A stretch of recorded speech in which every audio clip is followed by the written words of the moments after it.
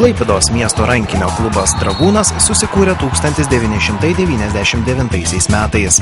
Taip užimdamas iki tol virš 20 metų Klaipėdos rankinę atstovavusios maisto komandos vietą.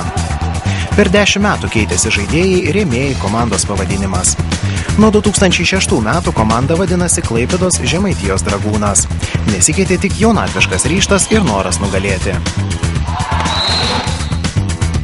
2010 metai patys sėkmingiausi klubo istorijoje. Vasario mėnesį finalinėse rungtynėse įveikė Kauno Lūšies komanda, Žemaitijos Dragūno vyrai iškovojo didžiąją Lietuvos radijo ir televizijos taurę, dėl kurios Lietuvoje kovojama jau virš 40 metų.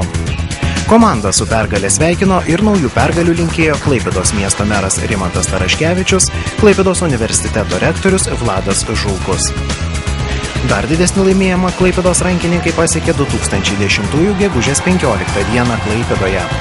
Lemiamose rungtynėse 31-26 nugalėję tą pačią Kauno Lūšį, Žemaitijos Dragūno rankininkai tapo Lietuvos vyrų rankinio čempionais. Taip po 20 metų pertraukos sugrąžinę Klaipėdai pajėgiausios rankinio komandos titulą.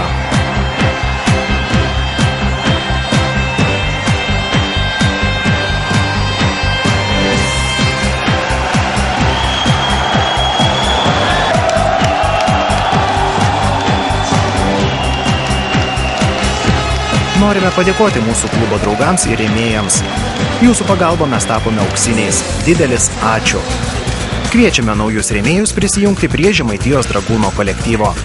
Žemaitijos Dragūno draugai, Klaipėdos savivaldybė, Klaipėdos universitetas, Lietuvos geležinkeliai, telekomunikacijų bendrovė Baltikum, Sauliaus Jokužio spaustuvė, spa klubas Eola, elektrifikacijos paslaugos, klubo vanduo Tiche. Informacinis klubo rėmėjas Vakarų ekspresas. Rankinis, kietas žaidimas.